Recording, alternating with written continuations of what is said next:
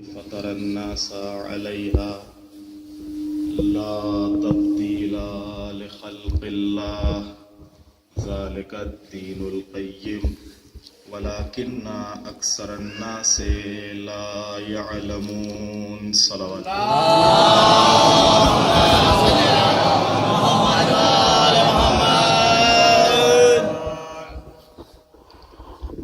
عالم بحر و بر کا خالق، اقلیم ارض و سما کا مالک، وہ با اقتدار شہنشاہ کہ جس کی شاہی سرا سے لے کر ثریا تک پھیلی ہوئی ہے، جس نے ہر دور میں بھٹکی ہوئی انسانیت کو راہ راست پر لانے کے لیے ہدایت کا انتظام کیا، صامت کتابوں کے ساتھ ناطق رسول اور چپ صحیفوں کی ترجمانی کے لیے ہر دور میں بولتے ہوئے امام اسی نے بھیجے۔ قرآن مجید فرقان حمید جو کہ الہی کتاب ہے، جس کی آیتوں پر ہمارا اعتقاد ہے، جس کی باتوں پر ہمارا یقین ہے، جس کے اوراق میں آج بھی حقائق کے انمول جواہر بھرے ہوئے ہیں، مگر بصارت کے لیے نظر چاہیے، سبحان اللہ، دل پاک و صاف ہو، خباثتوں سے علیحدہ ہو، بغض و حسد سے دور ہو، تو ایسے انسان کو آج بھی اس کتاب میں حقائق ملیں گے۔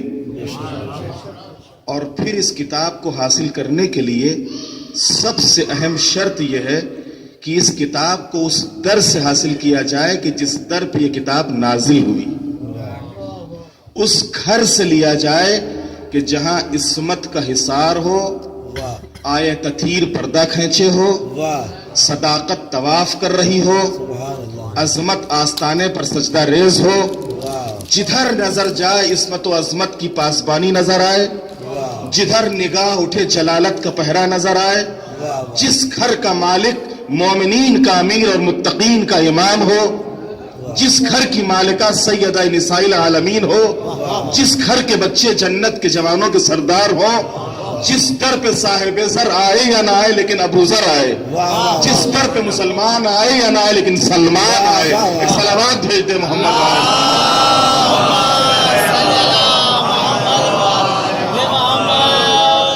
تو اگر قرآن سے علم لینا ہے، قرآن سے درس لینا ہے، تو مولا متقیان کے دامن کو ہاتھ میں لینا ہوگا، اس لیے کہ مولا کی ذات وہ ذات ہے کہ جس کے لیے خود پیغمبر کا ارشاد ہے، علی مع القرآن والقرآن مع علی، علی قرآن کے ساتھ ہے اور قرآن علی کے ساتھ ہے۔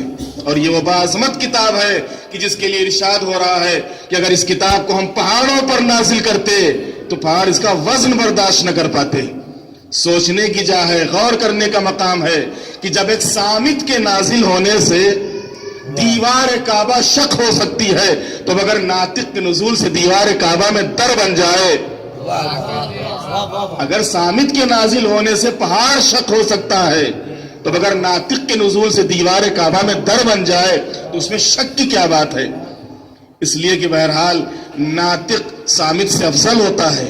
اسی پاک و پاکیزہ کتاب میں، اسی محتم بالشان کتاب میں ارشاد ہو رہا ہے، فَأَقِمْ وَجْهَكَ لِلدِّينِ حَنِيفًا، پیغمبر آپ اپنا رخ دین کی طرف رکھیں، اور دین وہ فطرت الہیہ ہے کہ جس پر اللہ نے لوگوں کو خلق کیا ہے، اور خلقت الہیہ میں کوئی تبدیلی واقع نہیں ہوتی۔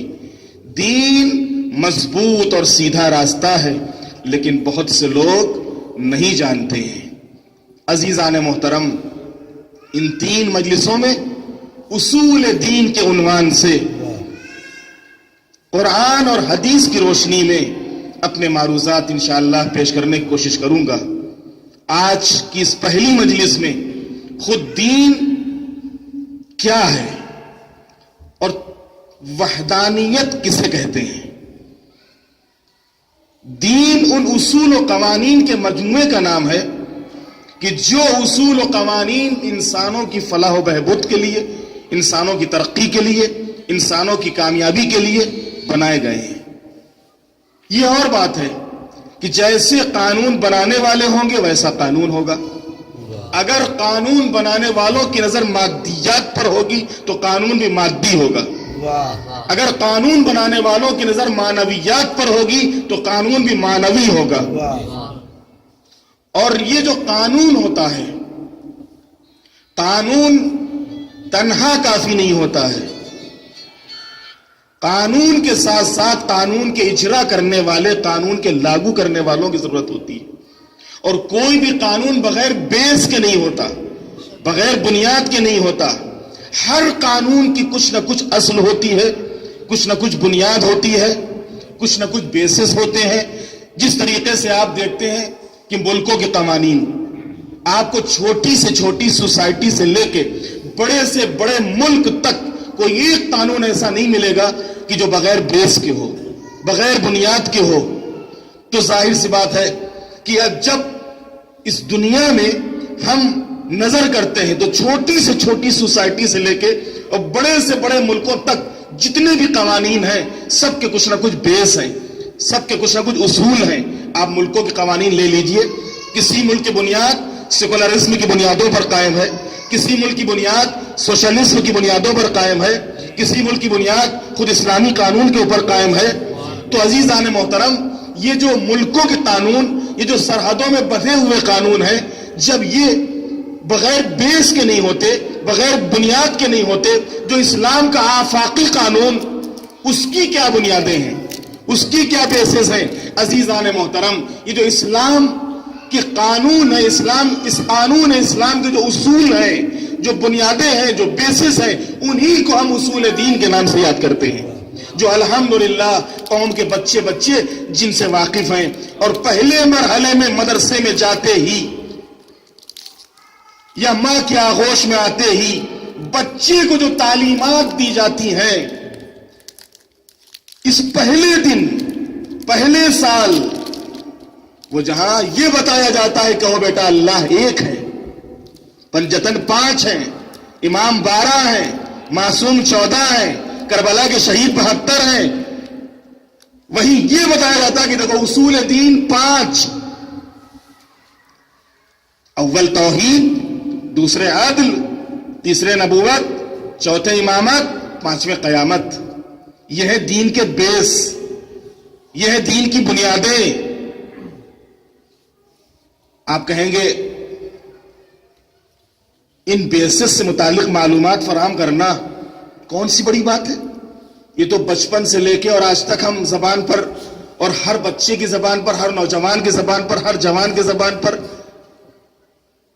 تو عزیزان محترم، یہاں پر میں نے جو اصول دین کی بحث چھیڑی ہے، اصول دین پر گفتگو کرنے کا جو ارادہ کیا ہے، وہ اسی لیے کہ ہم صرف اصول دین کو یہ جان کر کہ اللہ یعنی اول توحید اور دوسرے عدل اور تیسرے نبوت اور چوتھے امامت اور 5ویں قیامت، صرف یہیں پہ رک نہ جائیں، بلکہ اب جیسے جیسے ہم آگے بڑھیں گے، عمر کے لحاظ سے، زمانے کے لحاظ سے، حالات کے لحاظ سے، ویسے ویسے ہماری ذمہ داری بڑھتی جاتی ہے. لہذا اب جب آگے بڑھے تو آگے بڑھنے کے بعد اب ہماری ذمہ داری بن گئی کہ جو بچپن میں ہم نے سیکھا تھا کہ اللہ ایک ہے، تو اب ہم کو یہ جاننا ہے کہ اللہ ایک ہے تو کیوں ایک ہے. سبحان اللہ، سبحان اللہ. اگر 2 ہوتے تو کیا خرابی تھی؟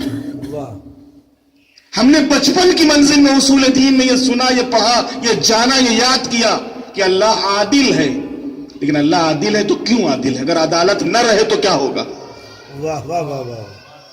اگر عادل نہ ہو تو کیا خرابی آئے گی؟ ہم نے بچپن میں یہ یاد کیا تھا کہ 1,24,000 انبیاء اور مرسلین تشریف لا، ان میں اول آدم اور آخری پیغمبر ختمی مرتبت حضرت محمد مصطفیٰ صلی اللہ علیہ وسلم. لہذا اگر یہ انبیاء کا سلسلہ نہ ہوتا تو کیا ہم اللہ تک نہیں پہنچ سکتے تھے؟ اگر پروردگار عالم ان انبیاء کے سلسلے کو نہ بھیجتا تو کیا ہم پروردگار تک نہ پہنچ پاتے؟ کیوں اس نے انبیاء کو بھیجا؟ اس نبوت کے ختم ہونے کے بعد یہ امامت کا سلسلہ کیوں؟ کیا یہ اختیار اللہ نے ہم کو نہیں دیا ہے کہ ہم اپنے میں سے جسے بھی چاہیں امام کے طور پر چن لیں، رہبر کے طور پر اس کا انتخاب کر لیں، کہ جو شرعی معاملات میں ہمارے جو ہے وہ رہنمائی کرے؟ اور کیا ضروری ہے کوئی امام ہو؟ اللہ نے قیامت کو کیوں رکھا؟ اس دنیا میں انسان آیا تھا، اسی دنیا میں جزا ہوتی، اسی دنیا میں سزا ہوتی، معاملہ تمام ہو جاتا۔ جو اچھا کرتا اسے یہی بنگلہ مل جاتا، یہی کوٹھی مل جاتی، یہی باغ مل جاتے، یہی سب کچھ ہو جاتا۔ اور جو برا کرتا یہیں پہ سختی ہوتی، یہیں پہ تکلیف ہوتی، یہیں پہ سزا ہوتی، کسی کا پیر ٹوٹ جاتا، کسی کا سر پھوٹ جاتا، آخرت کا مسئلہ ہی نہ رہتا۔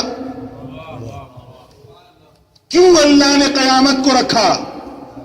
تو عزیزان محترم، ان کو سمجھنے کے لیے پیشوائے زمانہ، فرزان یگانہ، مقتدائے جہان عقل و معرفت، راہ نمائے راہ حقیقت، مولا متقیان، غالب کل غالب، حضرت علی ابن ابی طالب علیہ الصلوۃ والسلام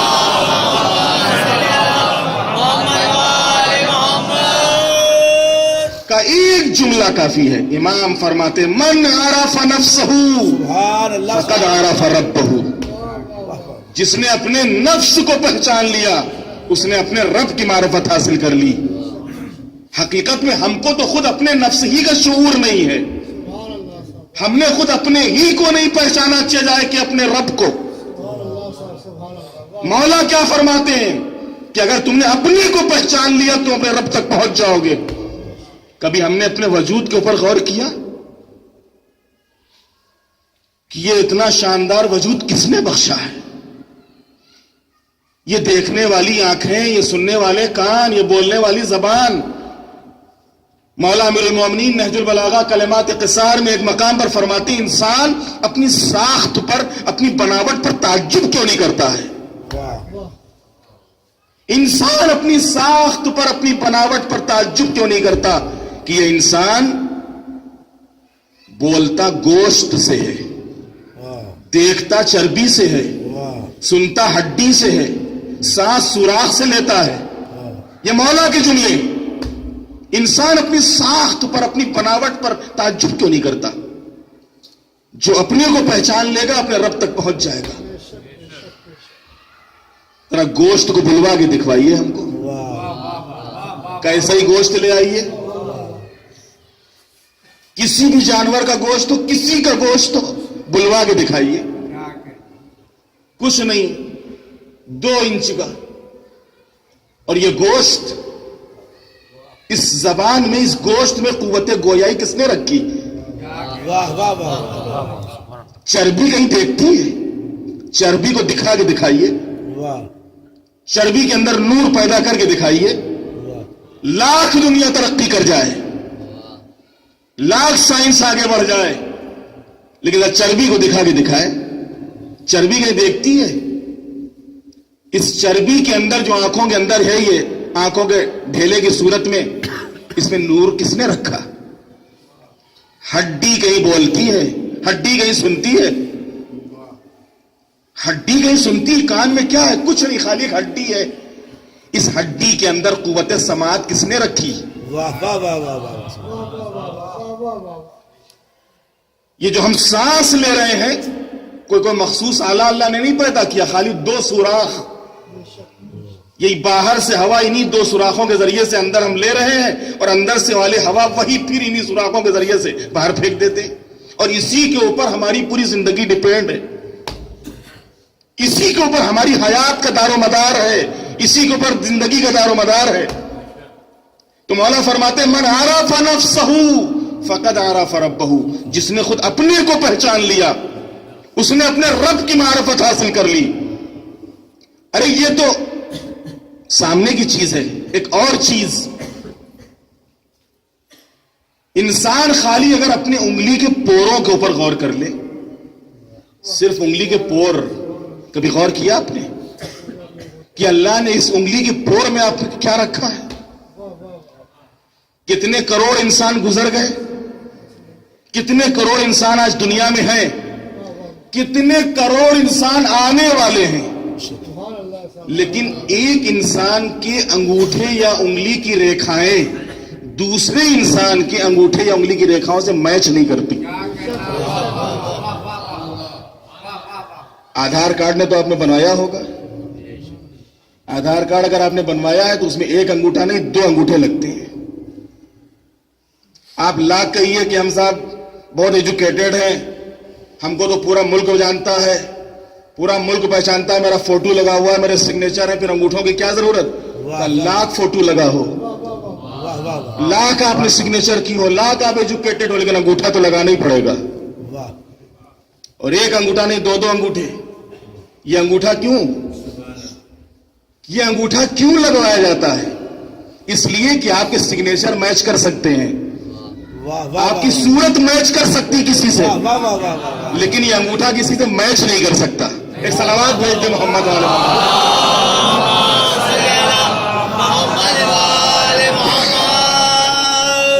من عرف نفسہ فقد عرف ربہ.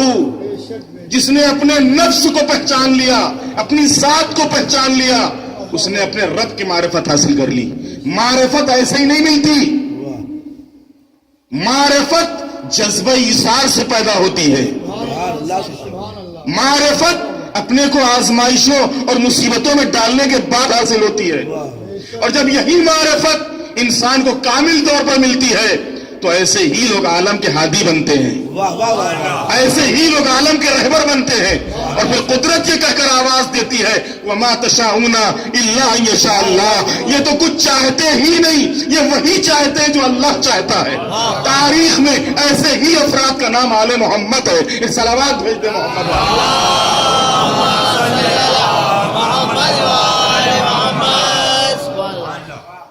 تو عزیزان محترم, میں عرض کر رہا تھا دین کے متعلق کہ دین کہ جس طریقے سے ہر قانون کا کچھ نہ کچھ بیس ہوتے ہیں, ایسے ہی اسلام کا جو قانون ہے, جب ملکوں کے قانون جو سرحدوں میں بندھے ہوئے قانون ہوتے یہ بغیر بیس کے نہیں ہوتے, تو اسلام کا یہ آفاقی قانون کیا یہ بغیر بیس کے ہوگا, بغیر بنیاد کے ہوگا؟ نہیں, اس کی بھی کچھ بنیادیں ہیں, اس کی بھی کچھ جڑیں ہیں جن کو ہم اصول دین کے نام سے جانتے ہیں. اور دیکھیے جو قانون ہوتا ہے, قانون تنہا کافی نہیں ہوتا, قانون کے ساتھ ساتھ قانون کے اجرا کرنے والے, قانون کو لاگو کرنے والے, قانون پر عمل کرانے والوں کی ضرورت ہوتی ہے. آپ کسی بھی ملک میں رہ رہے ہیں, خود اپنے ملک کو لے لیجئے, آپ ملک کے قانون کو ہاتھ میں لے کر کیا کہہ سکتے ہیں کہ ملک کا قانون ہمارے ہاتھ میں ہے اور ہم کو حکومت نہیں چاہیے, ہم کو یہ صدر اور وزیر اعظم اور یہ ایم پیز اور یہ ایم ایل اے اور یہ میونسپلٹی نہیں چاہیے؟ کہہ سکتے ہیں آپ؟ بھائی ملک کے قانون کو ہم نے لیا, اس میں جو کچھ لکھا ہوا جیسے لکھا ویسے ہم عمل کریں گے, حکومت کی کیا ضرورت؟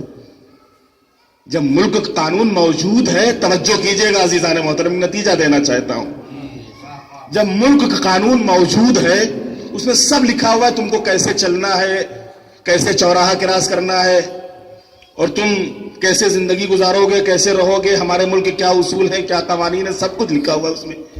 تو جب ساری باتیں موجود ہیں تو ہم قانون اپنے ہاتھ میں رکھیں گے اور جو لکھا ہوا ہے اسی کے لحاظ سے چلیں گے. کیا ضرورت ہے کوئی صدر ہو, کیا ضرورت ہے کوئی وزیر اعظم ہو, کیا ضرورت ہے کوئی ایم پی ہو, کیا ضرورت میونسپلٹی ہو؟ اس لیے ملک کا قانون ہمارے ہاتھ میں ہے. دنیا کہے گی نہیں صاحب,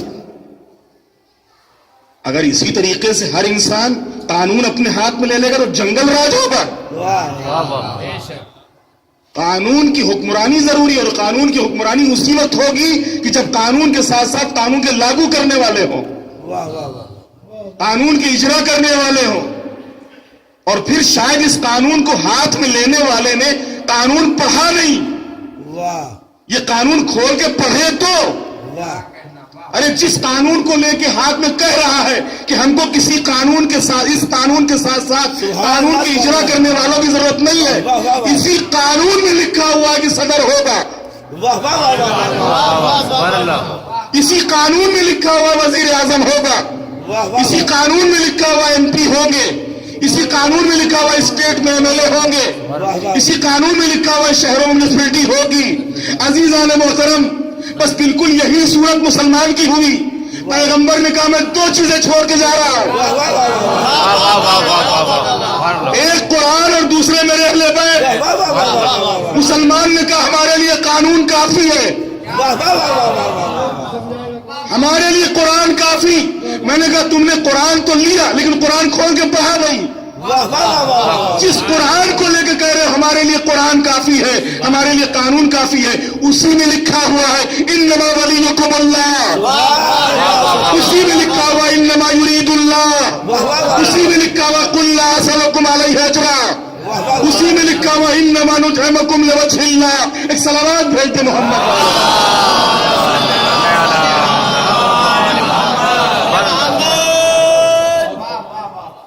लिहाजा खोल के तो पढ़ो, कुरान देखो तो। कुरान इसीलिए कह रहा है तुम कुरान क्या है तुम्हें गौर क्यों नहीं करते, खाली पढ़ के ना गुजर जाओ। कुरान याद करने की चीज नहीं है, कुरान पढ़ के गुजर जाने के लिए नाजिल नहीं हुआ है। कुरान का खुद अल्लाह ने एक मकसद बयान किया, हदफ बयान। यकीनन तिलावत का भी सवाब है, उससे इनकार नहीं, यकीनन हिफ्ज का भी सवाब है, उससे भी इनकार नहीं, लेकिन मकसद हिफ्ज नहीं है। तवज्जो कीजिएगा, मकसद हिफ्ज नहीं है, मकसद किरात नहीं है, मकसद है हिदायत। सुभान अल्लाह सुभान अल्लाह। मकसद है हिदायत। तो लिहाजा कुरान खुद कह रहा है तुम कुरान में गौर क्यों नहीं करते, कुरान में गौर करो, फिक्र करो। तो अजीजान मोहतरम, तो इस्लाम के काश इस कानून के साथ साथ मुसलमान ने कानून के इजरा करने वाले, कानून के लागू करने वालों को ले लिया होता। ये गदीर के मैदान में तवज्जो रखिएगा अजीजों, ये गदीर के मैदान में पैगंबर खत्मी मर्तबत सिर्फ कानून नहीं दे रहे थे, वाह वाह वाह वाह वाह बल्कि कानून के साथ साथ कानून के इजरा करने वाले, कानून को लागू करने वाले, कानून को बताने वाले, कानून को समझाने वाले। अगर मुसलमान ने कानून के साथ साथ कानून के इजरा करने वालों को, कानून के लागू करने वालों को लिया होता तो शायद आज इस्लाम की ये सूरत ना होती जो है। शायद आज इस्लाम इस तरीके से दर दर की ठोकरें न खाता जिस तरीके से आज खा रहा है। शायद आज मुसलमान की इतनी तौहीन न होती कि जिस तरीके से आज हो रही है। आज शायद मुसलमान के ऊपर दहशतगर्दी का इल्जाम न लगता कि जिस तरीके से आज लग रहा। ये सारी चीजें क्यों हुई?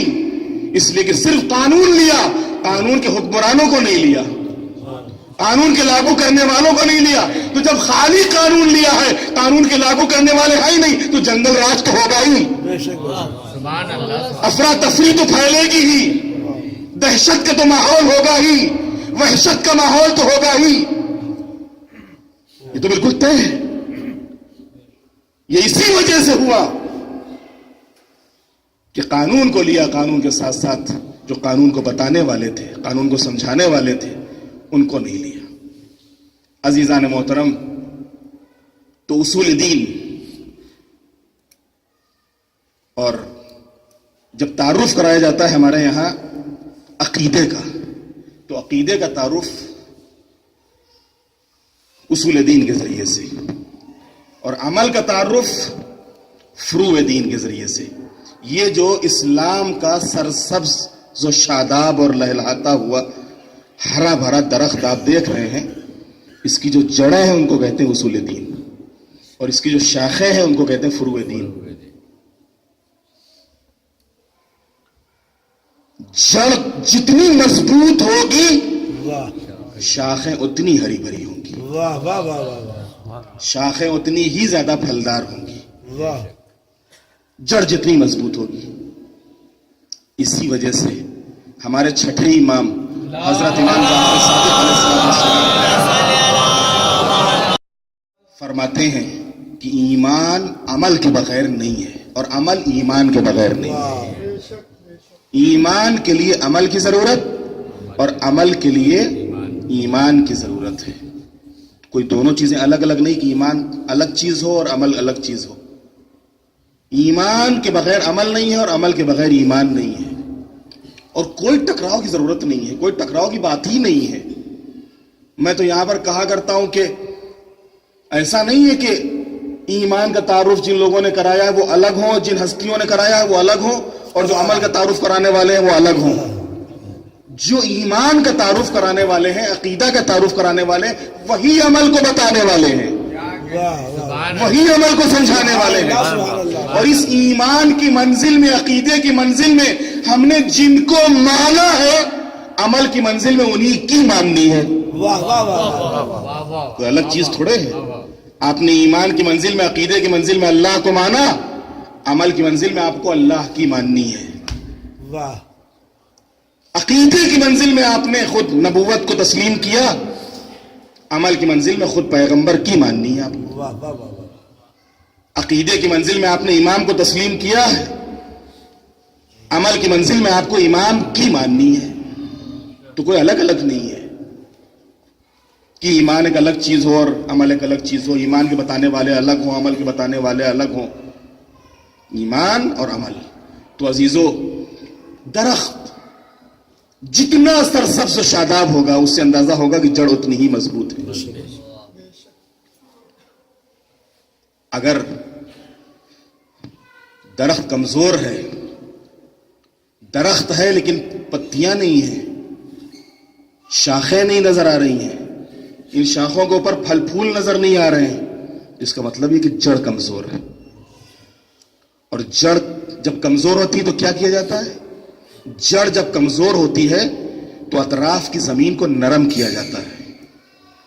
نرم کرنے کے بعد اس کے قریب سے خس و خاشاک ہٹائے جاتے ہیں اور اس کو پانی دیا جاتا ہے تاکہ اس میں نمو پیدا ہو. عزیزان محترم، بالکل یہی صورت یہاں کے اوپر بھی ہے. ایمان، ہم نے کہا بھائی اللہ کو مانتے ہو؟ کہا بالکل، اللہ ہے اور ایک ہے، ہمارا عقیدہ ہے، ہمارا ایمان ہے. کہ اللہ کو عادل، بے شک وہ انصاف کرنے والا ہے. انبیاء بالکل تسلیم کرتا ہوں، جناب آدم سے لے کے حضرت ختمی مرتبہ تک. ائمہ یقیناً 12 امام ہیں. پہلے امیر المومنین ہیں، آخری امام زمانہ جل اللہ تعالیٰ فروز شریف ہیں.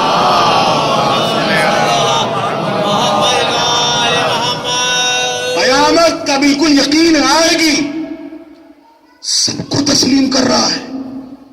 لیکن پھر بھی جب زندگی کے اوپر نظر کرتے ہیں، زندگی میں کوئی بدلاؤ نہیں، زندگی میں کوئی انقلاب نہیں. اللہ کو مان بھی رہا ہے، اللہ کو ایک بھی مان رہا ہے، اللہ کو عادل بھی مان رہا ہے، انبیاء کو بھی تسلیم کر رہا ہے، ائمہ کو بھی قبول کر رہا ہے، قیامت پر بھی یقین. لیکن زندگی میں کوئی نکھار نہیں ہے، زندگی میں کوئی بدلاؤ نہیں ہے. ایسا کیوں ہوا؟ اس کا مطلب ہی ہے کہ کہیں نہ کہیں سے معذرت کے ساتھ کہیں نہ کہیں سے کمی ہے، جس کی بنیاد پر اس میں نمو نہیں پیدا ہو رہا ہے، جس کی بنیاد پر اس درخت میں پتے نہیں آ رہے ہیں، جس کی بنیاد پر اس درخت میں پھل نہیں لگ رہے ہیں. ورنہ اگر جڑ مضبوط ہوتی تو پھر شاخیں تو نکلتی، ان شاخوں میں پتے تو آتے، انہی پتوں کے ساتھ ساتھ پھل تو ہوتے. لیکن یہ چیز خود ان چیزوں کا نہ ہونا بتا رہا ہے کہیں نہ کہیں سے کمزوری ہے. اچھا، جب کمزوری ہے تو کیا کیا جائے گا؟ میں نے عرض کیا جب درخت کمزور ہوتا ہے تو کیا کیا جاتا ہے؟ جڑ کے قریب کی مٹی کو نرم کیا جاتا ہے، خس و خاشاک کو ہٹایا جاتا ہے، پانی دیا جاتا ہے. اب اگر کہیں نہ کہیں خدا نخواستہ ہمیں ایمان میں کمزوری نظر آ رہی ہے تو اس کے لیے بھی ہمیں جائزہ لینا ہوگا اور اس دل کی زمین کو نرم کرنا ہوگا. واہ واہ واہ. اور اس دل کی زمین کو نرم کر کے بغض و حسد و کین و عداوت، شیطنت و معصیت کے پتھروں کو ہٹانا ہوگا. اور ان پتھروں کو ہٹا کے فکر کا پانی دینا ہوگا تاکہ اس میں نمو پیدا ہو، تاکہ اس میں نکھار پیدا ہو. یہ تو ایک صورت ہوئی. اچھا، دوسری صورت، درخت بھی دکھ رہا ہے، پتے بھی دکھ رہے ہیں، پھل بھی لگے ہوئے ہیں، لیکن جیسے ہیں ویسے ہیں، کچھ ان میں تبدیلی نہیں ہو رہی ہے. پتے جیسے سال بھر پہلے دیکھے تھے ویسی سال بھر بعد بھی ویسی پتا لگا ہوا، کہیں سے نہ کچھ چھوٹا ہوا نہ بڑا ہوا، نہ گرا نہ اس کی جگہ پہ کوئی نیا آیا. پھل جو پھل لٹکا دیا گیا تھا لگا ہوا تھا وہ دیکھ رہے ہیں وہی لگا ہوا ہے, اور نہ یہ گرا نہ یہاں کے اوپر نیا پھل آیا. تو عزیزان محترم, اس کا مطلب ہی یہ ہے کہ یہ درخت آرٹیفیشل ہے. واہ واہ واہ واہ واہ, یہ آرٹیفیشل ہے. توجہ کیجئے گا, دیکھیے ماشاءاللہ ہمارے سامنے میں دیکھ رہا ہوں کہ جو جوان بیٹھے ہوئے ہیں, یہ درخت آرٹیفیشل ہے. درخت ہے, شاخیں نکلی ہوئی ہیں, ان شاخوں میں پتے بھی ہیں, ان میں پھل بھی لگے ہوئے ہیں, لیکن جو پھل جہاں پہ لگا تو ویسے ہی لگا ہے, جو پتا جہاں پہ تھا ویسے ہی ہے, ذرا بھی چھوٹا بڑا نہیں ہو رہا ہے. اس کا مطلب ہی ہے کہ درخت آرٹیفیشل ہے. اور یہ صورت اس سے بھی زیادہ خطرناک ہے. یہ صورت وہاں سے بھی زیادہ خطرناک ہے کہ جہاں کے اوپر ایمان تھا عمل نہیں تھا. یہاں کے اوپر عمل ہے لیکن ایمان نہیں. یہاں پر عمل ہے, نمازیں ماشاءاللہ, روزے ماشاءاللہ, خیر و خیرات میں کوئی کمی نہیں, حج بھی کرائے, سارے دینی امور انجام دے رہے, لیکن اس کے باوجود جب زندگی کے اوپر پرسنل لائف کے اوپر نظر کرتے تو ان کی پرسنل لائف میں ہم کو ایسی چیزیں نظر آتی ہیں کہ جن کا تعلق دین سے نہیں. جب ان کے گھر کے اوپر نظر کرتے ہیں تو گھر ایسا نظر آتا ہے کہ جو حقیقت میں مذہبی نہیں. جب اطراف کے اوپر نظر کرتے ہیں تو اطراف ایسا نظر آتا ہے کہ جو بے دین. اس کا مطلب ہی ہے کہ کہیں نہ کہیں سے وہاں صورت تو تھی کہ جہاں پر نمو پیدا ہو سکتا تھا, لیکن یہاں کے اوپر جو صورت ہے یہ کبھی بھی دھوکہ کھا سکتے ہیں, اور کبھی بھی بعد مخالف کا ایک جھونکا انہیں گرا سکتا ہے. اس لیے کہ جو درخت پہاڑوں کے اوپر نکلتے ہیں ان کے اندر ہواؤں سے اور تھپیڑوں سے ٹکرانے کی صلاحیت اور قوت زیادہ ہوتی ہے, لیکن جو نرم زمین کے اوپر لگتے ہیں وہ ایک ہی جھونکے میں گر جایا کرتے ہیں. لہذا اگر یہ ساری چیزیں ہیں لیکن اللہ کے اوپر یقین نہیں ہے, اللہ کی عدالت پہ بھروسہ نہیں ہے, انبیاء علیہ السلام کی معرفت نہیں ہے, ائمہ علیہ السلام کا علم نہیں ہے, قیامت کے سلسلے میں ڈاماڈول ہے عقیدہ, اس کا مطلب ہی ہے کہ آرٹیفیشل درخت ہے یہ. اور یہ صورت اتنی خطرناک ہے, اتنی خطرناک ہے کہ انسان خود اپنے سے دھوکہ کھا جاتا ہے, اپنی نمازوں سے دھوکہ کھا جاتا ہے, اپنی عبادتوں سے دھوکہ کھا جاتا ہے. انسان کے اندر عبادتوں کا غرور پیدا ہو جاتا ہے, اور جب غرور پیدا ہو جاتا ہے تو انسان کسی عالم نہیں, کسی مجتہد نہیں, بلکہ امام وقت کے سامنے آ جاتا ہے. امام وقت کے سامنے آ جاتا ہے. یہ خوارج کوئی اور نہیں تھے, یہی تھے جو جنگ صفین کے موقع پر مولا کے مقابلے پر آئے تھے, مولا ہی کے لشکر میں رہتے ہوئے, مولا ہی کے لشکر والے, بڑے نمازی, پیشانیوں کے اوپر سجدوں کے نشان تھے, ہاتھوں میں موٹی موٹی تسبیحیں تھیں, ہر وقت زبان کے اوپر استغفار تھا, اپنی ہی عبادتوں سے دھوکہ کھا گئے. اور جس وقت مولا فرماتے ہیں کہ تم کو دھوکہ دیا جا رہا ہے, یہ نیزوں کے اوپر قرآن نہیں, یہ پتھر ہے جو غلافوں میں بھرے ہوئے ہیں, لیکن ایسے ان کی عقلوں میں پتھر پڑے ہوئے تھے کہ اتنا بھی نہیں ہوا کہ کم سے کم دیکھ ہی لیں. اللہ کہ اگر ان کو امام کی بات کے اوپر شک ہے تو کم سے کم دیکھ ہی لیں کہ ہاں کیا ہے خلافوں میں. امام فرما رہے دھوکہ دیا جا رہا ہے تم کو, دھوکہ نہ کھاؤ, جنگ کو جاری رکھو, میرا حکم ہے, میری بات مانو, میں قرآن ناطق, تم میرے اوپر عمل کرو. لیکن اپنی عبادتوں کا اتنا زیادہ غرور تھا ان کو, اس قدر گھمنڈ تھا کہ امام کی بات ماننے کے لیے تیار نہیں. نتیجہ کیا ہوا؟ ایک ہلکے سے جھوکے میں گر گئے، ہلکے سے جھوکے میں. تو عزیزان محترم، حقیقت میں بیس بنیاد مضبوط ہونی چاہیے. اگر اللہ کی وحدانیت کے اوپر ہمارا عقیدہ، اگر اللہ کی عدالت پر ہمارا عقیدہ، اگر انبیاء کی نبوتوں پر ہمارا عقیدہ، اگر ائمہ کی امامت پر ہمارا عقیدہ، اور اگر قیامت کے اوپر ہمارا عقیدہ مضبوط ہوگا، تو حقیقت میں جتنا بھی آگے بڑھتے چلے جائیں، علم اور معرفت کے میدان میں جتنی بلندی ہو سکتا ہے حاصل کرتے چلے جائیں، حقیقت میں درجات بلند ہوتے چلے جائیں گے. انسان پیش پروردگار قریب سے قریب تر ہوتا چلا جائے گا. لیکن اگر بنیاد ہی کمزور ہو، جیسا کہ خود فارسی کا مشہور شعر ہے کہ خشت اول گر نہد معمار کج تا سریا می رود دیوار کج. اگر پہلی اینٹ ٹیڑھی رکھی گئی ہے تو اگر تم سریا تک، آسمان تک، عرش تک اس کو لے جاؤ تو ٹیڑھی ہی رہے گی، یہ سیدھی ہونے والی نہیں ہے.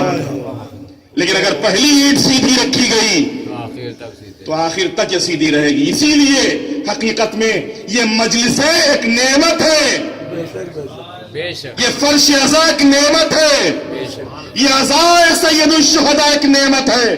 ہم کو اس کی قدر کرنی چاہیے. یہ نمازیں، یہ جمعہ، یہ دینی درس، یہ دینی اجتماعات، یہ نعمتیں ہیں کہ حقیقت میں جن کی ہم کو قدر کرنی چاہیے، کہ کم سے کم انہی کی بدولت. ورنہ ظاہر سی بات ہے کہ آج کی زندگی میں، آج کی دنیا میں جو اتنی بزی لائف ہے، کسی کو فرصت ہی نہیں کتاب اٹھا کے دیکھے، کسی کو فرصت ہی نہیں ہے کہ وہ کچھ سنے، کچھ لکھے، کچھ پڑھے. لہذا یہ تو واقعی نعمت ہے اور برکت ہے اس فرش عزا کی، کہ جس کی بنیاد پر یہ ایام سبب بنتے ہو. یقیناً سبب بننا چاہیے، کم سے کم یہ ایام سبب بننی چاہیے کہ جو ہمارے اندر امام کی معرفت پائی جاتی ہے، امام سے محبت پائی جاتی ہے، اس محبت میں، اس معرفت میں، اس فرش عزا کے سبب اس کے صدقے میں اور اضافہ ہو، اور اضافہ ہو. اور ورنہ یہ صورت نہ ہو کہ معلوم ہو کہ چاند رات کو ہم جہاں پر تھے 2 مہینے 8 دن گزرنے کے بعد اب جو جائزہ لیا دیکھا وہیں پہ کھڑے ہیں. جب چاند رات کو ہم وہیں پہ تھے اور 2 مہینے 8 دن کے بعد پھر ہم نے اپنے دیکھا کہ وہیں پہ کھڑے، تو ہم نے اس فرش عزا سے لیا کیا؟ یہ 2 مہینے 8 دن کی عزا سے ہم نے حاصل کیا کیا؟ ہم نے کیا لیا اس فرش عزا سے؟ کیا لیا ان مجلسوں سے؟ سبب بنے یہ مجلسیں، سبب بنے یہ فرش عزا کی. حقیقت میں جب ایام عزا تمام ہوں تو اپنے اندر اگر ہم جھانک کر دیکھیں تو حقیقت میں ہم کو ایمان کی حرارت نظر آئے، ایمان کی حرارت اور اس گرمی کا احساس ہو کہ ہاں یہ 2 مہینے 8 دن سبب بنے ہیں کہ ماشاءاللہ ہمارا ایمان جہاں پر تھا اس میں، اور ہمارا عمل جہاں کے اوپر تھا اس میں اور اضافہ ہوا ہے. اور واقعاً اگر ایسی صورت ہوتی ہے تو حقیقت میں انسان کو سجدہ شکر بجا لانا چاہیے، سبحان اللہ، سبحان اللہ، سجدہ شکر بجا لانا چاہیے کہ پروردگار عالم نے اس کی اس 2 مہینے 8 دن کی سعی اور کوشش کو قبول کیا ہے،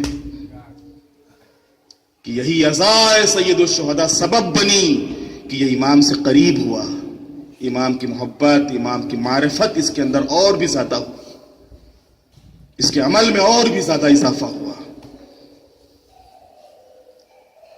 ورنہ اگر خالی ہم سرسری چیزوں کے اوپر نظر رکھی اور ایسے ہی بس تمام چیزوں کو سرسری نظر سے دیکھا اور گزر گئے تو خدا نخواستہ وہ صورت نہ ہو کہ جو خوارج کی ہوئی تھی، کہ اپنا عمل تھوڑا سا عمل کر کے اس میں غرور پیدا ہو گیا، اور جب غرور پیدا ہو گیا تو امام وقت سامنے موجود وہ کہہ رہا کہ ایسا نہیں، ایسا کرے نہیں صاحب، یہ ایسا ہی ہوگا.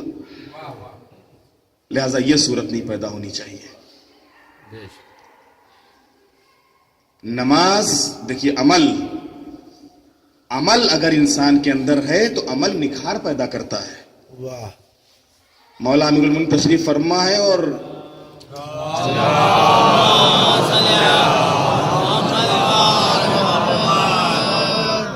جناب ابن عباس مولا کی خدمت میں آئے. مولا کہتے ہیں مولا یہ جو قرآن میں ارشاد ہو رہا ہے ان الصلاۃ تنہی عن الفحشاء والمنکر کہ نماز انسان کو برائیوں اور بے حیائیوں سے دور رکھتی ہے، تو مولا یہ قرآن کی آیت کہاں؟ بے شک یقیناً سچ حق.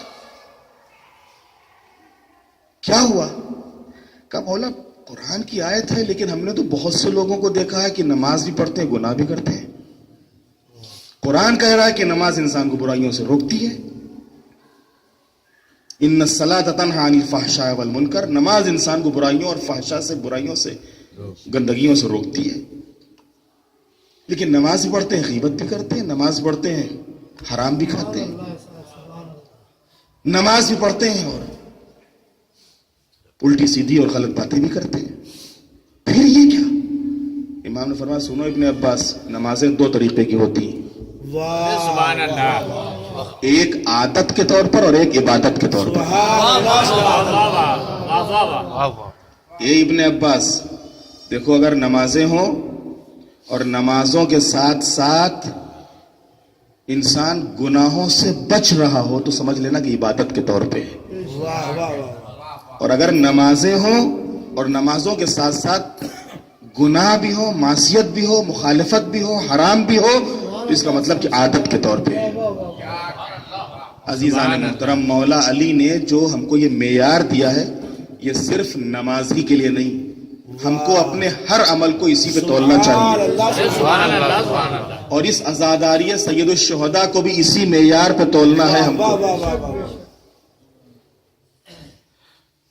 اس عزاداری سید الشہداء کو بھی اسی معیار پہ ہم کو تولنا ہے. سبحان اللہ. یہ عزاداری، یہ مجلسیں، یہ ماتم، یہ جلوس ہائزہ کوئی رسم نہیں ہے، کوئی رواج نہیں ہے، کوئی تہوار نہیں ہے کہ ہاں ہر سال آتا ہے اور ہم نے بس منا لیا، ہماری ذمہ داری پوری ہو گئی، ختم ہو گئی. یہ ایک تحریک ہے، یہ ایک انقلاب ہے، یہ ایک بدلاؤ ہے. میں نے عرض کیا کہ اگر 2 مہینے 8 دن کی عزا کے بعد اپنے اندر کچھ بدلاؤ دیکھیں تو شکر کا سجدہ کریں. اگر خدا نہ خواستہ اس کے مقابلے میں 2 مہینے 8 دن گزر گئے اور اس 2 مہینے 8 دن کے بعد بھی اپنے اندر ہم نے اپنے سماج کے اندر، اپنی جماعت کے اندر کوئی بدلاؤ نہیں دیکھا، کوئی تبدیلی نہیں پائی، کوئی انقلاب نہیں پایا، کہیں سے کوئی تحریک نظر نہیں آئی، تو اس کا مطلب ہی ہے کہ ہم نے صرف رسم ادا کی ہے، صرف رسم ادا کی ہے ہم نے. جبکہ یہ رسم نہیں، یہ عبادت ہے. یہ مجلسیں عبادت ہیں، یہ ذکر عبادت ہے، یہ جلوس ہائزہ عبادت ہیں. لہذا اگر عبادت ہے تو عبادت کے بعد ہمارے اندر نکھار پیدا ہونا چاہیے، عبادت کے بعد ہمارے اندر بدلاؤ پیدا ہونا چاہیے. اور جس ایریے اور علاقے سے آپ کا تعلق ہے، حقیقت میں خود یہ سیاہ لباس بھی ایک علامت ہے. آپ جس محلے میں رہتے ہیں آپ کا وجود خود ایک علامت ہے. جس کالج میں آپ ہیں وہاں بھی آپ کا وجود ایک علامت ہے. جس ہاسٹل میں آپ رہ رہے ہیں وہاں کے اوپر بھی آپ کا وجود ایک علامت ہے. خدا نہ خواستہ اگر اس سوسائٹی میں، جس سوسائٹی میں ہم رہ رہے ہیں، قدر کریں اپنے مذہب کی، قدر کریں اس امیر المومنین اور ائمہ معصومین سے اپنی وابستگی کی، لگاؤ، وابستگی، عقیدت، محبت، قدر کریں اس کی. جس سوسائٹی میں بھی رہ رہے ہیں، جس محلے میں بھی رہ رہے ہیں، جس ہاسٹل میں رہ رہے ہیں، جس کالج میں رہ رہے ہیں، اگر خدا نہ خواستہ کچھ بھی غلط ہوا تو یہ پڑوسی یہ نہیں کہتا ہے کہ یہ فلاں بھائی نے کیا ہے، کہتے وہ رافضی وہاں پہ رہتا ہے نا، وہ شیعہ وہاں پہ رہتا ہے. کسی کالج میں اگر خدا نہ خواستہ کسی اسٹوڈنٹ سے کوئی غلطی ہو گئی تو وہ نام نہیں پہچانا جائے گا. دوسرے اسٹوڈنٹ کے درمیان میں کیا بحث ہوگی؟ وہ جو شیعہ رہتا ہے اس نے ایسا کیا ہے. کسی محلے میں خدا نخواستہ کو ایسی غلطی کسی سے ہو گئی نا تو نام لاکھ جانتے ہو لیکن نام سے نہیں پہچانوائیں گے. وہ شیعہ جو رہتا ہے وہ. اللہ اکبر. عزیزان محترم اس کا مطلب ہی یہ ہے کہ خدا نخواستہ اگر ہم سے کوئی غلطی ہوتی ہے تو ہمارا اپنا نام بدنام نہیں ہوتا, اپنے مذہب کا نام بدنام ہوتا ہے. سبحان اللہ سبحان اللہ. اپنے مذہب کا نام بدنام ہوتا ہے. لہٰذا ہماری یہ ذمہ داری بنتی ہے کہ اگر ہم نے ایسی پاک اور مقدس اور محترم ہستیوں سے عقیدت اور محبت کا اظہار کیا ہے تو کم سے کم ان سے اپنے کو قریب کریں, اپنے کو بھی کسی حد تک پاک رکھیں, اپنے نفسوں کو پاک رکھیں, اپنے عمل کو پاک رکھیں, اپنے رکھ رکھاؤ کو بدلیں, اپنے انداز کو بدلیں. کم سے کم جو دوسری قومیں ہیں, جو دوسرے افراد ہیں, وہ ہم سے دور ہونے کے بجائے ہم سے قریب ہوں, اور ہمیں دیکھنے کے بعد کم سے کم ان کی زبان پر یہ آئے کہ جب یہ اتنا پیارا ہے تو اس کے امام کتنے پیارے ہوں گے,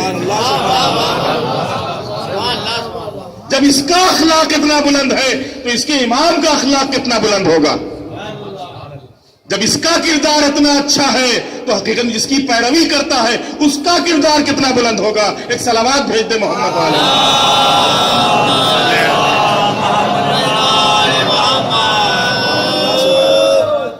تو عزیزان محترم, گفتگو ہو رہی تھی اصول دین, یعنی دین کے بیس, دین کی بنیادیں, جن میں پہلی اصل اور پہلی بنیاد ہے وحدانیت پروردگار. وحدانیت کیا چیز ہے؟ یعنی اللہ کو ایک ماننا. پیغمبر ختمی مرتبہ جب مبعوث برسالت ہوئے تو پیغمبر ختمی مرتبہ نے مکے گلیوں میں اعلان کیا, قولوا لا الہ الا اللہ تفلحوا, کہو اللہ ایک ہے کامیاب ہو جاؤ گے. یہ پیغمبر نے یہ کیوں نہیں کہا کہ کہو اللہ ہے کامیاب ہو جاؤ گے؟ سبحان اللہ. سبحان یہ کیوں کہا اللہ کہو اللہ ایک ہے کامیاب ہو جاؤ گے؟ بھائی پہلے مرحلے میں تو اللہ کو ماننا ہے, پھر بعد کی منزل ایک ماننا. واہ واہ واہ واہ واہ. سبحان اللہ سبحان اللہ.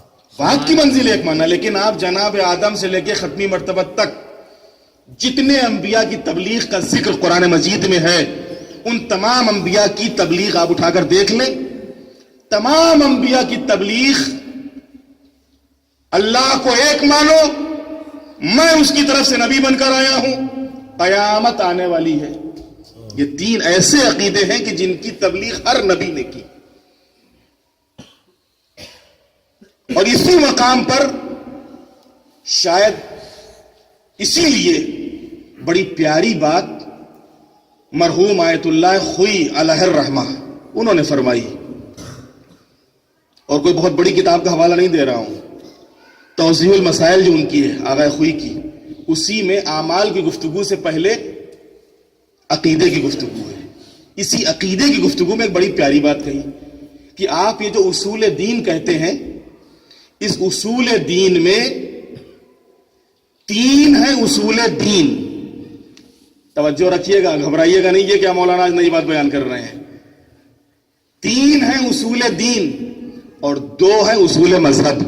واہ واہ واہ واہ واہ. سبحان اللہ سبحان اللہ. یہ میری بات نہیں, میں آغا خوئی کا قول نقل کر رہا ہوں. واہ واہ واہ واہ واہ. 3 ہیں اصول دین اور 2 ہیں اصول مذہب. اصول دین کیا ہے؟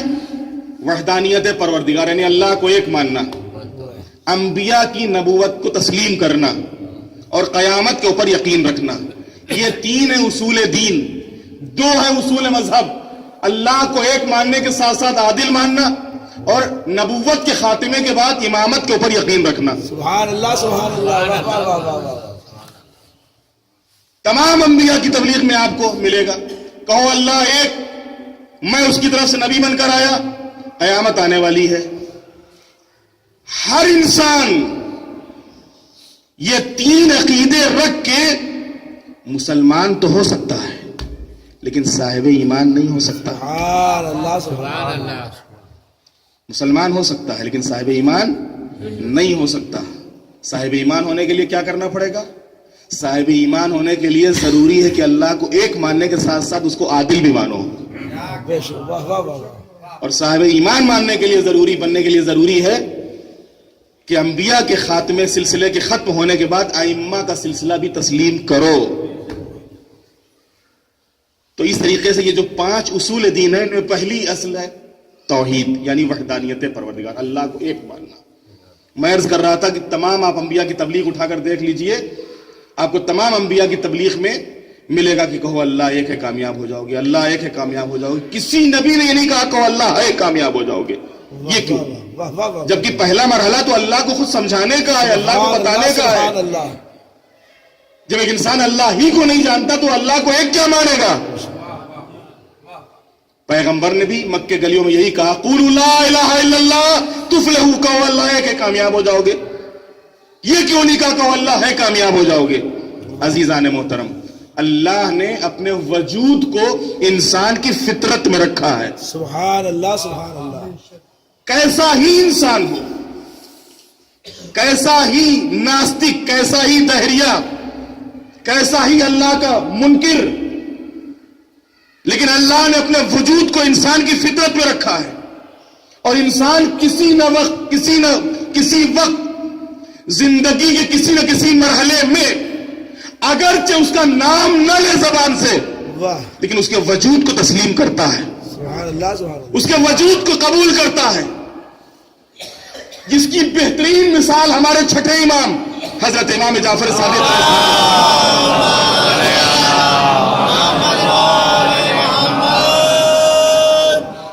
مولا کی خدمت میں ایک دہریہ آیا ناستک, اور آنے کے بعد کہتا ہے کہ آپ یہ بتائیے کہ اللہ ہے. امام نے اسے ایک ایسا واقعہ یاد دلایا کہ جو اس کے علاوہ کوئی نہیں جانتا تھا. امام دلوں کے رازوں سے واقف ہوتا ہے. سبحان اللہ سبحان اللہ. کہ یہ بتاؤ کہ کیا کبھی تم نے دریا کا سفر کیا ہے؟ کہاں کیا ہے؟ کیا کبھی ایسا بھی ہوا کہ تمہاری کشتی ٹوٹ گئی ہو؟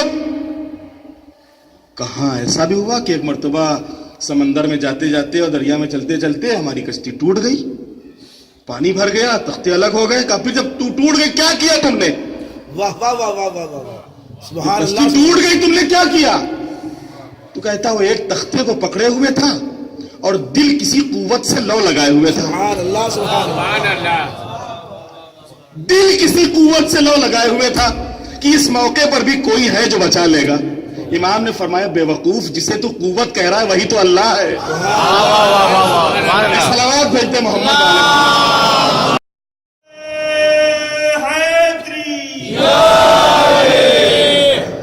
تو اللہ نے اپنے وجود کو انسان کی فطرت میں رکھا ہے کہ انسان زندگی کسی نہ کسی موڑ پر, وہ الگ بات ہے کہ بغض کی بنیاد پر, حسد کی بنیاد پر, کینے کی بنیاد پر, مذہب سے دوری کی بنیاد پر وہ زبان پر اپنی اللہ کا نام نہ لائے, لیکن زندگی کسی نہ کسی موڑ پر ضرور قبول کرے گا کوئی نہ کوئی رب ہے, کوئی نہ کوئی ہے. تو اس وجہ سے تمام انبیاء نے وجود کی بات نہیں کی. پیغمبر ختمی مرتبہ بھی جب آتے ہیں تو کیا کہتے ہیں؟ قولوا لا الہ الا اللہ. یا رسول اللہ پہلے ان کو یہ بتائیے کہ اللہ ہے. کہ اللہ کو تو یہ مانتے ہی ہیں, ایک نہیں 360 کو مانتے ہیں. واہ واہ واہ واہ واہ. مسئلہ یہ ہے کہ یہ ایک کو نہیں مانتے, واہ یہ 360 کو مانتے ہیں. واہ. عزیزان محترم, پیغمبر کا کمال دیکھیے, پیغمبر نے کس خلوص کے ساتھ قدم اٹھائے تھے. سبحان اللہ سبحان اللہ. کہ حقیقت میں پیغمبر نے اس 23 سال کی مختصر سی حیات میں جو تبلیغی دور ہے آپ کا, اس مختصر سے تبلیغی دور میں آپ نے 360 کی طرف سے توجہ ہٹا کے ایک کو منوایا ہے. واہ واہ واہ واہ واہ. سن لینا آسان ہے, بیان کر دینا آسان ہے, لیکن ذرا سماج میں کام کر کے دیکھیے. ذرا آپ کا کوئی دوست ہو, کوئی پڑوسی ہو, کوئی ساتھی ہو, ذرا سا اس سے کچھ تذکرہ کر کے دیکھیے, ذرا اپنا عقیدہ بیان کر کے دیکھیے, ذرا اپنا نظریہ بیان کر کے دیکھیے. ارے دوست پڑوسی جانے دیجیے, باپ بیٹے میں بھی اگر نظریاتی اختلاف ہو جاتا ہے بڑا مشکل ہوتا ہے باپ کو بیٹے کو سمجھانا کہ بیٹا اللہ ایسا نہیں ایسا ہے, نبی ایسے نہیں ایسے ہیں, امام ایسے نہیں ایسے ہیں. بڑا مشکل ہوتا ہے. نظریاتی اختلاف اگر گھر میں ہو جاتا ہے, اپنی نظریے کے مطابق بیٹے کو لانا, بیٹے کو سمجھانا بڑا مشکل ہوتا ہے، گھر والوں کو اپنے نظریے کے پہ ڈھالنا بڑا مشکل ہوتا ہے، کیا کہنا پیغمبر ختمی مرتبت کا سبحان اللہ سبحان اللہ، کہ جہاں کے اوپر 23 سال کی مختصر سی حیات میں کس خلوص کے ساتھ پیغمبر نے قدم اٹھایا تھا کہ خالی مکہ ہی نہیں بلکہ اسلام عرب کی سرحدوں کو پار کر چکا تھا، عرب کی سرحدوں کو پار کر چکا تھا، اسلام اتنی دور تک پہنچ چکا تھا، اسلام کا دائرہ اتنا پھیل چکا تھا۔ ہو سکتا ہے جوان سوال کرے کہ اللہ کی وحدانیت کے اوپر دلیل کیا ہے؟ میں مختصر سے وقت میں عرض کر دوں کہ اللہ کی وحدانیت کے اوپر جو علماء نے سب سے بہترین دلیل بیان کی ہے وہ خود اس دنیا کا نظم، سبحان اللہ، اس دنیا کی ڈسپلن، واہ واہ واہ واہ، ہر چیز کا وقت پہ ہونا، ہر چیز کا اپنی جگہ پر رہنا۔ سبحان اللہ سبحان اللہ، سورج کروڑ سال پہلے جس ٹائم پہ نکلتا تھا آج بھی اسی ٹائم پہ نکلے گا، جس ٹائم پہ ڈوبتا تھا اسی ٹائم پہ ڈوبے گا، چاند جس ٹائم پہ نکلتا تھا اسی ٹائم پہ نکلے گا، اسی ٹائم پہ ڈوبے گا، پہاڑ جہاں پر تھے وہاں پر رہیں گے، دریا جہاں پر ہے وہاں پر رہے گا۔ یہ دنیا کا نظم، یہ اس کی ڈسپلن، یہ اس کا ایک لحاظ سے چلنا، یہ خود بتا رہا ہے کہ اللہ ہے اور جو بھی ہے وہ ایک ہے۔ سبحان اللہ سبحان اللہ، لو کان فیہما آلہۃ الا اللہ لفسدتا، قرآن کہہ رہا اگر اللہ کے علاوہ کوئی اور اللہ ہوتا تو زمانے میں فساد پیدا ہو جاتا، اور یہ زمانے میں فساد کا نہ پیدا ہونا سبحان اللہ سبحان اور خشکی کا تری کے اوپر اور تری کا خشکی میں نہ جانا، واہ واہ، چاند کا سورج سے نہ ٹکرانا اس بات کی دلیل ہے کہ خود اللہ ہے اور ایک ہے۔ سبحان اللہ سبحان اللہ، یہ بہترین دلیل ہے اللہ کی وحدانیت کے اوپر، اور جہاں اللہ ایک ہے وہیں اللہ ایک ہونے کے ساتھ ساتھ عادل ہے، انصاف کرنے والا ہے۔ اور یہ جو اللہ کی عدالت کا انکار کیا گیا تھا، اس انکار کے پیچھے بھی ایک راز تھا، کیونکہ مجھے ان 3 مجلسوں میں قیامت تک جانا ہے اور آپ کو قیامت تک لے جانا ہے۔ سبحان اللہ سبحان اللہ، واہ واہ واہ واہ، لہذا میں بہت ہی اختصار کے ساتھ کہ وحدانیت کے ساتھ ساتھ ہم کو اللہ کی عدالت کو تسلیم کرنا ہے۔ میں نے عرض کیا کہ اللہ کی عدالت دین کے اصولوں میں سے نہیں، مذہب کے اصولوں میں سے ہے۔ واہ، آپ کہیں گے دین اور مذہب کیا ہوتا ہے؟ ہو سکتا ہے بچوں کے ذہن میں سوال پیدا ہو جائے یہ دین اور مذہب کیا ہوتا ہے؟ میں نے پوچھا بھائی دین کا اسلام، ہم نے کہا مذہب کا شیعہ۔ واہ واہ واہ واہ واہ، سمجھ میں آ گئی بات؟ ہمارا دین ہے اسلام، مذہب شیعہ۔ کوئی انسان اس وقت تک شیعہ نہیں ہو سکتا جب تک کہ اللہ کو ایک ماننے کے ساتھ ساتھ اس کو عادل نہ مانے۔ آپ کہیں گے لیجئے صاحب کیا جو دوسرے فرقے نہیں مانتے؟ ہاں، اسی وجہ سے تو ہمارے یہاں اس کو عدالت کو اصول دین میں رکھا گیا سبحان اللہ، کہ کہیں ہمارے جوان بہک نہ جائیں، کہیں ہمارے بھی مذہب کے لوگ، کہیں ائمہ طاہرین کے راستے کو اختیار کرنے والے بھی کہیں اللہ کی عدالت میں شک نہ کرنے لگے، لہذا عدالت کو جزو اصول دین قرار دیا گیا۔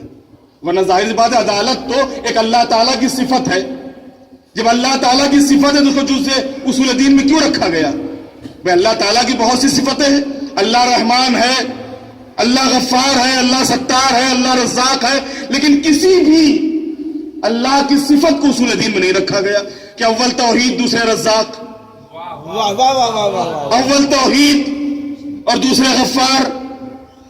جہاں وہ ستار ہے، غفار ہے، رزاق ہے، وہیں عادل بھی ہے، لیکن اول توحید دوسرے عادل۔ واہ واہ واہ، یہ عدالت کو اصول دین میں کیوں رکھا گیا؟ اسی وجہ سے کہ جب اوائل اسلام میں ایک نظریہ وجود میں آیا اور اس نظریے کو وجود میں لانے کے لیے بھی قرآن کا سہارا لیا گیا۔ شروع میں بھی ہوشیاری کی ضرورت تھی، آج کے زمانے میں بھی ہوشیاری کی ضرورت ہے، کہیں ایسا نہ ہو کہ کوئی قرآن کی آیتوں کا سہارا لے کے اور معصومین کی حدیثوں کا سہارا لے کے ہمارے مائنڈوں کو، ہمارے ذہنوں کو چینج کر دے۔ آج یہی ہو رہا ہے واٹس ایپ کے ذریعے، آج یہی ہو رہا ہے فیس بک کے ذریعے۔ آج یہی ہو رہا ہے دوسرے وسائل کے ذریعے سے. اور دوسروں کی بات تو جانے دیجیے, افسوس کے ساتھ کہنا پڑا اپنے زمانے ایسی حدیثیں جن کی کوئی بنیاد نہیں, جن کا کوئی بیس نہیں, اور انہی حدیثوں کا سہارا لے کے آج ہمارے نوجوانوں کو, جوانوں کو کہیں دین کی طرف سے, کہیں نمازوں کی طرف سے, کہیں مرجعیت اور علماء کی طرف سے منحرف کیا جا رہا ہے. اور یہ کام بہت تیزی سے ہو رہا ہے. ایسی مغالطہ, اس کو کہتے ہیں مغالطہ. دیکھیے آپ عدالت کے لیے کیا کیا تھا انہوں نے. کبھی اللہ عادل کیوں نہیں ہے؟ کہ اللہ کی عدالت اس لیے ضروری نہیں ہے کہ اللہ قادر ہے. اللہ اکبر. غور فرما رہے میرے جوان, اللہ کے لیے عدالت اس لیے ضروری نہیں ہے کہ اللہ قادر ہے. جس کو چاہے جنت میں بھیجے, جس کو چاہے جہنم میں ڈالے, وہ قادر ہے, اس کے لیے عدالت کی ضرورت نہیں. اللہ اکبر. کیا جواب ہے آپ کے پاس؟ جی جواب اسی قرآن سے ہے. اگر اللہ قادر ہے تو قادر ہونے کے ساتھ ساتھ عادل ہے, اس لیے کہ عادل جہاں پر عدالت نہیں ہوتی وہاں پر ہوتا ہے ظلم, اور اللہ ظالم نہیں ہے. اللہ ظالم نہیں ہے. اس لیے کہ اگر کسی مومن کے لیے آپ کہتے ہیں کہ وہ جہنم میں جائے گا اس لیے کہ اس کی قدرت, تو یہ بھی ظلم ہے, اور اللہ ظلم نہیں کرتا. اور اگر کسی ظالم کے لیے آپ کہہ رہے ہو جنت میں جائے گا تو ظالم کا جنت میں جانا یہ بھی ظلم, بے شک. اور اللہ ظلم نہیں کرتا. واہ واہ واہ واہ واہ واہ واہ واہ. لہذا جب ظلم نہیں کرتا تو ماننا پڑے گا کہ عدالت ہی عدالت, سبحان اللہ. انصافی انصاف. واہ واہ واہ واہ واہ واہ. اور یہ عقیدہ جو بنایا گیا تھا عدالت کے اوپر, یہ بھی بڑی سوچی سمجھی سازش کے تحت کہ پیغمبر ختمی مرتبت کے انتقال کے بعد جو مسلمانوں میں انحراف پیدا ہوا تھا, جو انحراف مسلمانوں میں پیدا ہوا تھا, اور جس کے نتیجے میں مسلمان پیغمبر کی سیرت سے کوسوں دور ہو گیا, اور جب سیرت سے کوسوں دور ہوا تو اہل بیت پیغمبر ہی کے اوپر اس نے ظلم ڈھانے شروع کیے. اب ان لوگوں کو جنت تک کیسے پہنچائیں؟ اگر کہ اللہ عادل ہے تو ظالم تو جنت میں جائے گا نہیں. اگر کہ اللہ عادل تو اللہ تو ظلم کرتا نہیں ہے, اور ظالم کا جنت میں جانا ہے ظلم, اب چاہے وہ ظلم حضرت زہرا پہ ہو, یا مولا علی پہ ہو, یا امام حسن پر ہو, یا امام حسین پر. لہذا ان کو جنت تک لے جانے کے لیے اللہ قادر نہیں, اللہ عادل نہیں, اللہ قادر ہے. آپ لوگ کیوں برا کہتے ہو؟ اللہ قادر ہے, وہ جس کو چاہے گا جنت دے گا, جس کو چاہے گا جہنم دے گا. اللہ قادر ہونے کے ساتھ ساتھ عادل ہے. عادل ہونے کی دلیل یہ ہے کہ قرآن کہہ رہا ہے کہ وہ ظلم نہیں کرتا. ذرہ برابر اس کے یہاں ظلم نہیں ہے, اور جب ظلم نہیں ہے تو عین عدالت. اللہ انصاف کرنے والا ہے. ہو سکتا ہے توبہ کر لی ہو. آپ کیوں صاحب کہتے ہو ان کو برا بھلا؟ آپ ان پہ لان تان کیوں کرتے ہو؟ صحیح ہے, میں عرض کروں گا کہ حقیقت میں واقع کربلا کے بعد اگر یزید کا کوئی ایسا ایک عمل آپ بتائیے کہ جس سے یہ اندازہ ہو کہ ہاں وہ شرمندہ تھا, ایک عمل بتا دیجیے. تاریخ میں پوری تاریخ گواہ ہے. اگر توبہ کی ہے تو توبہ کس چیز کا نام ہے؟ توبہ نام ہے شرمندگی کا. توبہ نام ہے اپنے کیے پر نادم ہونے کا, پشیمان ہونے کا, شرمندہ ہونے کا, اس کی بارگاہ میں استغفار کرنے کا. کوئی ایک موقع پوری تاریخ میں انسان مسلمان دکھا دے کہ جہاں کو یزید نادم ہوا. اس کے برخلاف کیا ہوا کہ واقع کربلا صرف کربلا ہی میں تمام نہیں ہوا. اگر واقع کربلا صرف کربلا پر تمام ہو جاتا اور اس کے بعد بھی اگر یزید کا کوئی ایکشن آتا کہ تم نے کیا کر دیا, ہم نے تم سے یہ نہیں کہا تھا, اور ان کو اہل حرم کو عزت کے ساتھ ان کو مدینے بھیجو, پھر بھی مانا جا سکتا تھا, پھر بھی قبول کیا جا سکتا تھا کہ ہم نے تم کو قتل کا آرڈر تو نہیں دیا تھا، تم نے کیا کر دیا؟ تم نے کیوں ان کو قتل کیا؟ اور دیکھو اب جتنے بھی ان کے گھر والے ان کو عزت کے ساتھ احترام کے ساتھ ان کے گھر لے جاؤ، مدینے پہنچاؤ ان کو. اس کے برخلاف ہوا کیا؟ حقیقت میں فضائے کربلا میں آواز بلند ہوتے ہی الا قتل الحسین بکربلا، الا ذبح الحسین بکربلا. بات یہیں پہ تمام نہیں ہوئی، بلکہ جانتے ہیں کیا کیا گیا؟ امام کی لاش پر گھوڑے دوڑا دیے گئے. لاش امام پر گھوڑے دوڑا دیے گئے، بیویوں کو اسیر کیا گیا. چوتھے امام کے ہاتھوں میں ہتکڑیاں، پیروں میں بیڑیاں، گلے میں خاردار توق. کربلا سے کوفہ، کوفہ سے شام، در در پھرایا گیا ہے. یہ مصیبت اتنی عظیم تھی کہ جس مصیبت کو یاد کر کر کے میرا چوتھا امام پوری زندگی رویا ہے. امام سے جب بھی سوال کیا جاتا تھا آقا سب سے زیادہ مصیبت کہاں پڑی، آپ 3 مرتبہ فرماتے تھے الشام الشام الشام. شام میں ہمیں ایسے کھینچتے ہوئے لے جاتے تھے جیسے ترک و دولن کے غلاموں اور قیدیوں کو لے جایا جاتا ہے. ایک دن منہال نے کہا آقا کب تک روئیے گا؟ امام نے فرمایا منہال تم نے انصاف نہیں کیا. یعقوب کا ایک بیٹا یوسف صرف ان کی نظروں سے اوجھل ہو گیا تھا. یعقوب اتنا روئے کہ ان کی آنکھیں سفید ہو گئی. ارے میرے تو 18 یوسف ایک ہی دن میں کربلا میں شہید کر دیے گئے. اور جس وقت منہال کہتے آقا شہادت تو آپ کے گھر کی میراث ہے، مولا پھر تڑپ گئے، کہا منہال تم نے پھر انصاف نہیں کیا. یقیناً شہادت میرے گھر کی میراث ہے، لیکن کیا یہ بھی میرے گھر کی میراث ہے کہ میری ماں پہلے میری نظروں کے سامنے برہنا سار کربلا سے کوفہ، کوفہ سے شام، آگے آگے منادی کی ندا اے کوفہ شام والو. اور اہل حرم کا تماشا دیکھو، جزاکم اللہ خیر الجزا.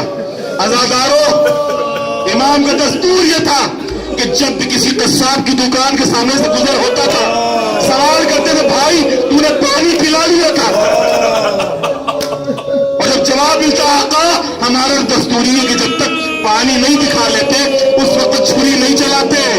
کربلا کرو کر کے آواز دیتے تھے ہائے میرا بابا. 3 دن کا پیاسا ذبح کر دیا گیا. ایک دن مدینے کی ایک گلی سے امام گزر رہے ہیں، دیکھا کہ ایک مسافر پڑا ہوا زمین کے اوپر آواز دے رہا ہے ارحمونی انا رجل غریب، مجھ پر رحم کرو میں مسافر ہوں. امام چلتے چلتے رک گئے اور رکنے کے بعد ایک مرتبہ فرماتے بھائی کیا تو مسافر ہے؟ اس نے کہا ہاں میں مسافر ہوں. امام نے فرمایا اتنا بتا دے اس عالم مسافرت میں اگر تیری روح جسم سے پرواز کر جائے تو دنیا سے چلا جائے تو تجھے غسل دیا جائے گا، کفن کھلایا جائے گا، قبر ملے گی. اس نے وہ امام کو پہچانتا نہیں تھا، سر کو اٹھایا کہا شیخ کیسی باتیں کرتے ہو، یہ مدینہ ہے. اگر عالم غربت میں صحیح، عالم مسافرت میں صحیح اگر دنیا سے چلا گیا تو اتنا یقین ہے کہ مجھے کفن بھی ملے گا، مجھے قبر بھی ملے گی. امام تڑپ گئے، کربلا کا رخ کر کے آواز دی بابا مسافروں کو بھی کفن ملتا ہے، مسافروں کو بھی قبر ملتی ہے، لیکن آئے میرا بابا 3 دن تک لاشا بے گوروں کا تھا.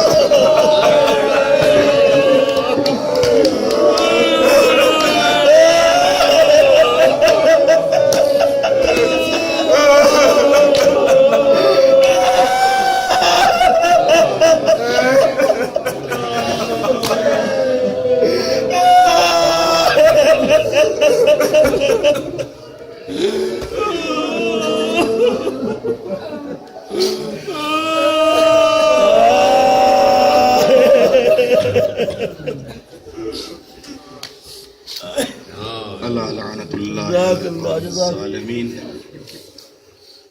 سيعلم الذين ظلموا أي منقلب ينقلبون بحق الزہراء وابیہا وبعالہا وبنیہا۔ بار الہ ہمارے اس ذکر کو اپنی بارگاہ میں قبول فرما، اس ذکر کے واسطے سے ہمارے گناہوں کو معاف فرما۔ بار الہ ہماری توفیقات میں اضافہ فرما، پرچم اسلام کو سربلند فرما، پرچم کفر و نفاق کو سرنگوں فرما۔ مومنین جہاں جہاں بھی آباد ان سب کی جان، مال، عزت، آبرو کی حفاظت فرما۔ بار الہ اسلام کے خلاف، شیعت کے خلاف ہونے والی ہر سازش کو ناکام فرما۔ معبود جو مومنین مریض ہوں کو شفا عطا فرما، جو مقروض ہوں کے قرضوں کو ادا فرما۔ بار الہ مومنین کو ترقی اور کامیابی عطا فرما، قوم کے جوانوں کو ترقی اور کامیابی عطا فرما۔ جو مومنین دنیا سے رخصت ہو چکے ان کی مغفرت فرما، ہم سب کی آخرت بخیر فرما۔ آخرت میں حضرت ابا عبداللہ الحسین کی شفاعت نصیب فرما۔ وارث عزا اور وارث حسین مولا امام زمانہ کے ظہور میں تعجیل فرما۔ ہم سب کو امام کے غلاموں اور ان کے ناصروں میں شمار فرما۔ ہم سب کی تمام دینی اور دنیاوی حاجتوں کو پورا فرما۔ وتقبل منا انک انت السمیع العلیم۔